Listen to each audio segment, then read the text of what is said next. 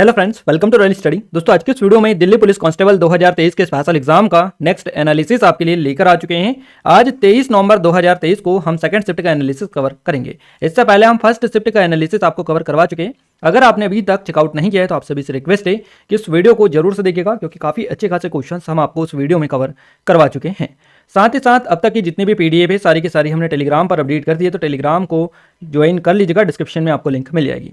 आपका अगर आगे आने वाले किसी भी दिन एग्जाम है, किसी भी शिफ्ट में, तो आप हमें इन नंबर पर अपने क्वेश्चन जरूर से व्हाट्सअप करें, ताकि हम आपको सटीक और 100% एक्यूरेट एनालिसिस दे पाएं। क्लियर है गाइस? तो आइए स्टार्ट करते हैं आज के शानदार वीडियो को स्टार्ट करने से पहले आप सभी से रिक्वेस्ट है कि वीडियो को लाइक नहीं किया है तो लाइक कर दीजिए और चैनल को सब्सक्राइब करके बेल आइकन को ऑल पर सेलेक्ट कर लीजिएगा, ताकि जो भी नया वीडियो आए सबसे पहले आप सभी के पास में पहुंच पाए। गाइस, जीके करंट अफेयर का आज का हमारा पहला क्वेश्चन है, 42वां संविधान संशोधन 1976 किससे संबंधित था? सही जवाब रहेगा, इसमें प्रस्तावना में इसके तहत 3 शब्द जोड़े गए थे, समाजवादी, धर्मनिरपेक्ष और अखंडता। तो ये जो क्वेश्चन है, आपसे अभी तक ऐसा कोई दिन नहीं गया जिस दिन ये क्वेश्चन आपका नहीं बना हो। लगातार जहां तक होता है वहां तक हर शिफ्ट में क्वेश्चन बनता है, बट हो सकता है किसी किसी शिफ्ट में ना बना हो, तो हर दिन तो ये क्वेश्चन आपका डेली बेसिस पर बन रहा है। तो याद रखिएगा, सबसे ज्यादा संशोधन से आपका क्वेश्चन ये वाला आ रहा है 42वां संशोधन, एक आ रहा है 86वां संशोधन। तो इनको तो आप अच्छे से कर लीजिएगा और बाकी जितने भी हैं आप देखकर जरूर से जाएं।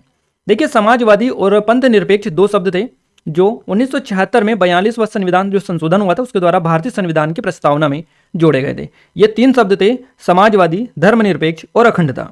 भारत का पहले का विवरण समप्रभु लोकतांत्रिक गणराज्य था।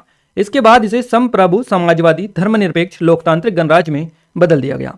राष्ट्र की एकता को बदलकर राष्ट्र की एकता और अखंडता कर दिया गया। सर्वोच्च न्यायालय संविधान का संरक्षक माना जाता है। आइए नेक्स्ट क्वेश्चन कंटिन्यू करते हैं। नेक्स्ट क्वेश्चन है हमारा, आयुष्मान भारत योजना किस मंत्रालय से संबंधित है? सही जवाब रहेगा, स्वास्थ्य और परिवार कल्याण मंत्रालय आपका करेक्ट आंसर हो जाएगा। आयुष्मान भारत योजना का जो संबंध है ये स्वास्थ्य और परिवार कल्याण मंत्रालय से है। देखिए, प्रधानमंत्री जन आरोग्य योजना को ही आयुष्मान भारत योजना के नाम से जाना जाता है। 23 सितंबर 2018 को प्रधानमंत्री नरेंद्र मोदी के द्वारा झारखंड के रांची में इसको शुरू किया गया था, लॉन्च किया गया था। इस योजना को 10 करोड़ से अधिक परिवारों को इस योजना के तहत 5 लाख रुपए तक का स्वास्थ्य बीमा प्रदान किया जाता है। और सरकार ने आयुष्मान जो भारत योजना है इसके तहत 2022 तक करीबन 1.5 lakh health and wellness centre स्थापित करने का निर्णय लिया है। नेक्स्ट क्वेश्चन है हमारा, दलाई लामा की सबसे पहली पुस्तक या सबसे पहला उपन्यास कौन सा था? इस तरह से क्वेश्चन आपका बना है। सही जवाब रहेगा, माई लैंड एंड माई पीपल इनकी पहली पुस्तक या उपन्यास आप बोल सकते हैं। तो जो भी आपको ऑप्शन में मिला हो आप क्लिक कर सकते हैं। माई लैंड एंड माई पीपल आपका करेक्ट आंसर हो जाएगा। देखिए, दलाई लामा की पहली जो आत्मकथा थी इसका नाम था माई लैंड एंड माई पीपल, यानी कि इसकी जो भाषा थी असमी भाषा में अनुवाद की गई थी इसकी, और इसका शीर्षक हिंदी में अगर अपन बात करें यानी असमी में अगर देखें तो मोर देश मोर मानुस आपका यहाँ से इसमें से अगर ये भी मिला होगा तो आपका ये भी करेक्ट आंसर हो जाएगा। दलाई लामा की आत्मकथा फ्रीडम एंड एक्साइल जो कि 1991 में प्रकाशित हुई थी, और यहाँ 14वें दलाई लामा की दूसरी आत्मकथा थी। इस पुस्तक में दलाई लामा ने तिब्बत पर 1959 में चीन के हमले के बारे में लिखा था।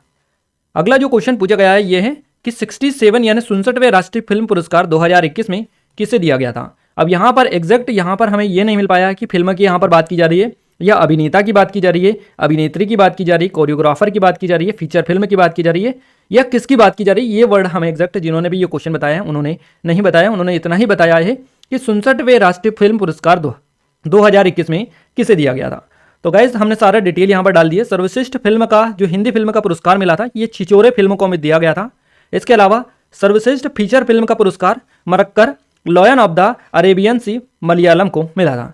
सर्वश्रेष्ठ अभिनेता की बात करें तो साजा को यानी कि साजा यहाँ पर हम बात कर रहे हैं, भोसले जो मूवी है हिंदी की इसके लिए मनोज वाजपेयी को, और असुरन जो मूवी है तमिल के लिए इसके लिए धनुष को मिला था।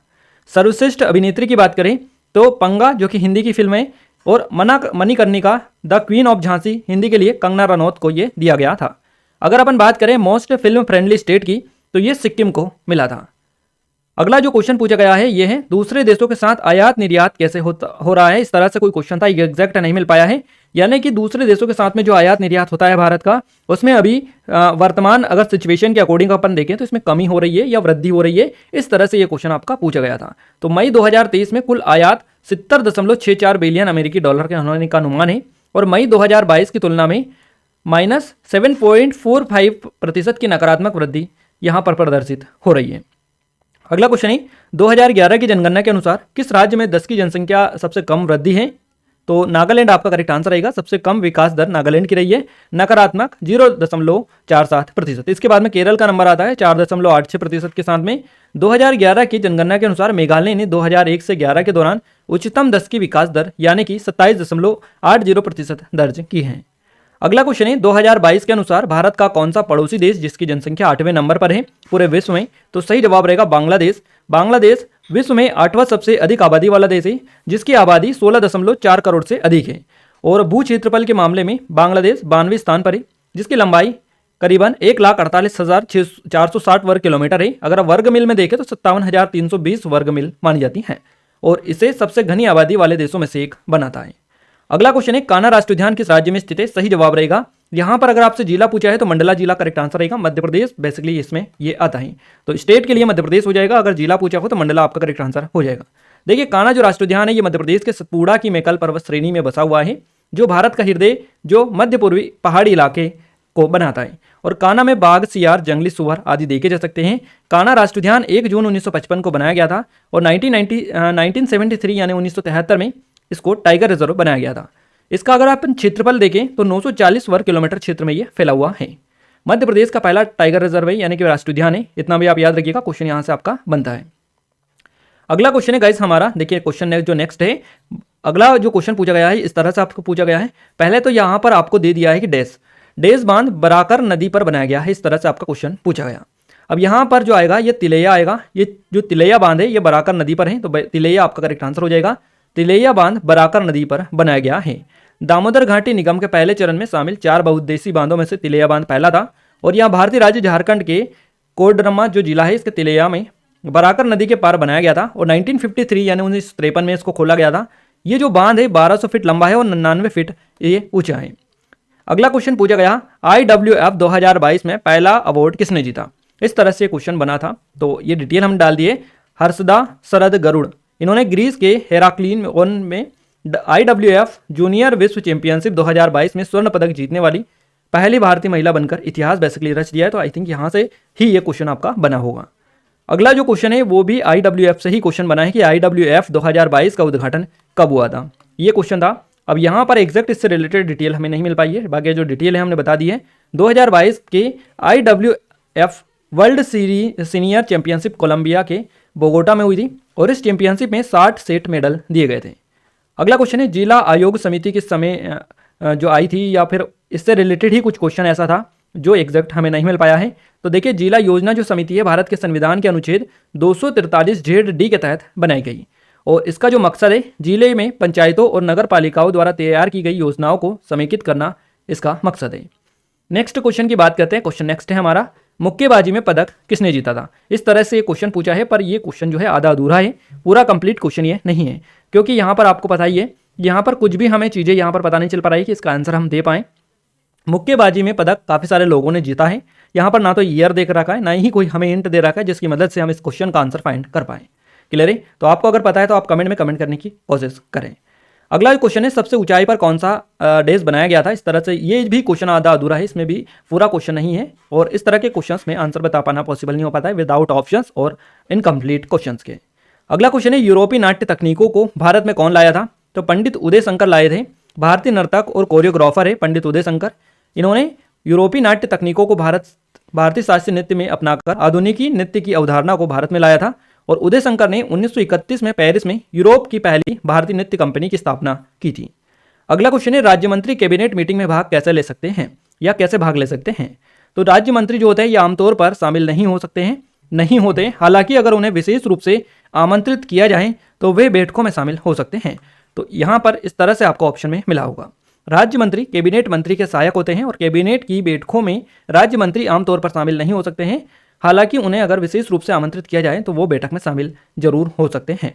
अगला क्वेश्चन है चंद्रगुप्त मौर्य के बाद कौन सा शासक आया था? यानी कि चंद्रगुप्त मौर्य के बाद में किसने शासन किया था या उसका उत्तराधिकारी कौन था? इस तरह से क्वेश्चन बनाएं। तो बिंदुसार आपका करेक्ट आंसर हो जाएगा। चंद्रगुप्त का उत्तराधिकारी उसका पुत्र बिंदुसार था। बिंदुसार ने लगभग 25-26 वर्षों तक शासन किया था और बिंदुसार के बाद में उसका बेटा अशोक मौर्य बना था।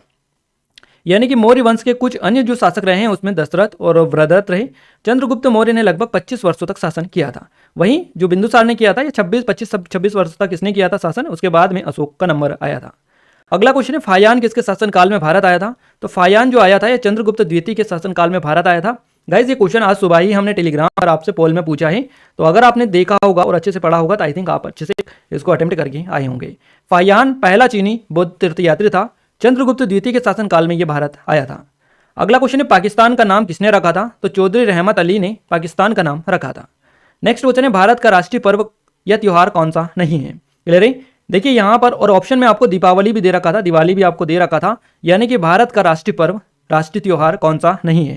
क्लियर है? तो मैं आपको बता दूं राष्ट्रीय पर्व राष्ट्रीय त्योहार कौन कौन से? गांधी जयंती, गणतंत्र दिवस और स्वतंत्रता दिवस। ये राष्ट्रीय पर्व राष्ट्रीय त्योहार है, ना कि दिवाली। देखिए दिवाली भारत में बहुत लोकप्रिय त्योहार है। क्लियर है? लेकिन दिवाली भारत सरकार द्वारा घोषित राष्ट्रीय त्योहार नहीं है। राष्ट्रीय त्योहार कौन कौन से है? राष्ट्रीय त्योहार पर्व गांधी जयंती, गणतंत्र दिवस और स्वतंत्रता दिवस। ये स्पेशली याद रखिएगा, भारत के कुछ राष्ट्रीय त्योहार है जैसे कि ये आपको बता चुके हैं।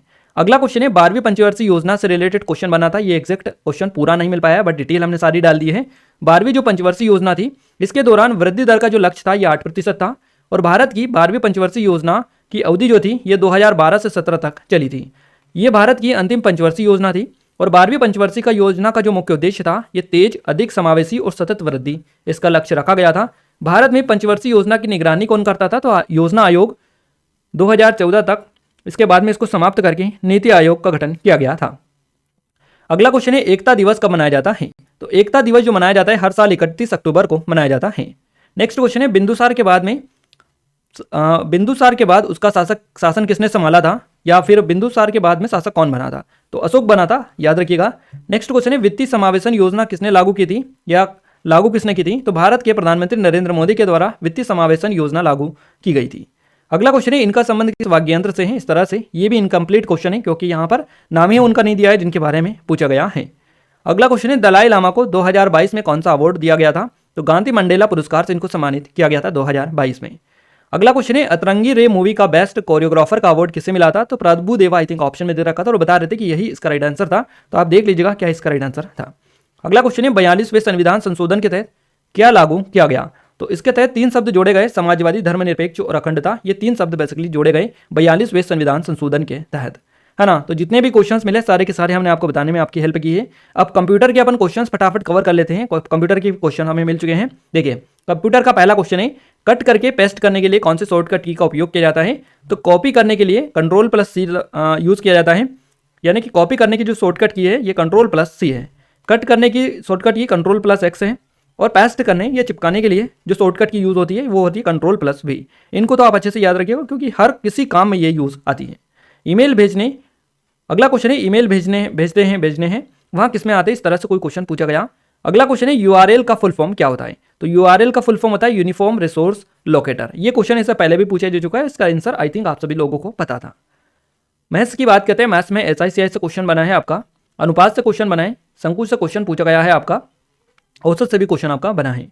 वही रीजनिंग में आकृति से क्वेश्चन बना है, पांसे से क्वेश्चन पूछा गया है। इसके अलावा नंबर सीरीज से क्वेश्चन बना है और कोडिंग डिकोडिंग से भी क्वेश्चन आपका पूछा गया है। यानी कि कुल मिलाकर जो पैटर्न है, जो डेली बेसिस पर आपके टॉपिक पूछे जा रहे हैं उन्हीं टॉपिक से आपके क्वेश्चंस बन रहे हैं। कुछ भी यहाँ पर नया अभी तक देखने को नहीं मिल रहा है। बाकी अब अगर अपन जीके में देखें, जीके जीएस में, तो उसका जो पैटर्न है वो आपको समझ में आ रहा होगा आपको कि लगातार संविधान अनुच्छेद संशोधन इनसे क्वेश्चंस बन रहे हैं, 29 से क्वेश्चंस बन रहे हैं आपके। तो इन टॉपिक को आप अच्छे से देख कर जाइए। उत्सव मेले, इनसे अच्छे खासे क्वेश्चंस और अच्छा खासा वेटेज आपको देखने को मिल रहा है। तो इन पे आप कमांड करके रखिएगा, अच्छा खासा रिवीजन करके जाइएगा क्योंकि लगातार जो क्वेश्चंस बन रहे हैं वो उन्हीं टॉपिक में से ज़्यादातर आपको देखने को मिल रहे हैं। क्लियर है? तो आई थिंक यहाँ पर आपको पता चल चुका होगा किस तरह का आज का इस शिफ्ट में आपकी एग्जाम के जो क्वेश्चन है वो पूछे गए हैं। क्लियर है? और अगर आप चाहते हैं कि इस वीडियो की PDF आपको मिले तो आप टेलीग्राम को जाकर ज्वाइन कर लीजिएगा, डिस्क्रिप्शन में आपको लिंक मिल जाएगी। क्लियर है गाइज? यहाँ पर आपको बता दें, अगर आपने वीडियो को लाइक नहीं किया तो आप सभी से रिक्वेस्ट है कि वीडियो को लाइक कर दीजिएगा। साथ ही चैनल को सब्सक्राइब नहीं किया है तो सब्सक्राइब करके बेल आइकन को ऑल पर सेलेक्ट कर दीजिएगा ताकि जो भी नया वीडियो आए सबसे पहले आप सभी को मिलता रहे। क्लियर है गाइज? और अपने दोस्तों के साथ शेयर करना बिल्कुल भी ना भूलें क्योंकि सपोर्ट करेंगे, मोटिवेशन मिलेगा ज़्यादा से ज़्यादा। और आप एक काम करिएगा, देखिए यहाँ पर मैं आपको एक चीज़ बता दूँ, जो लोग कमेंट करके बताते हैं कि आप ये टॉपिक बता दीजिएगा कि कौन कौन से टॉपिक हम पढ़ें, कल हमारा एग्जाम है, तो उनको मैं एक ही चीज़ कहना चाहूँगा कि ये जो डेली बेसिस पर हम आपको एनालिसिस की PDF दे रहे हैं, इन PDF में आपको हम टॉपिक भी बता रहे हैं साथ साथ, यानी कि मैथ्स, रीजनिंग और कंप्यूटर के टॉपिक बता रहे हैं और जीके के टॉपिक के साथ साथ क्वेश्चंस भी आपको बता रहे हैं, है ना। तो उन टॉपिक को आप कलेक्ट करिएगा, देखिएगा कौन कौन से टॉपिक डेली बेसिस पर आ रहे हैं, उन पर आप कमांड करिएगा।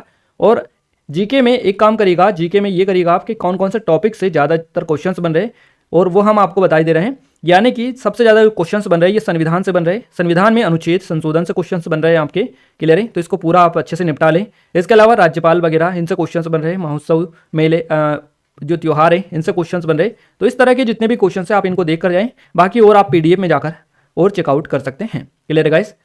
तो गाइस मिलते हैं हमारे नेक्स्ट शिफ्ट के एनालिसिस के साथ, तब तक के लिए जय हिंद, वंदे मातरम।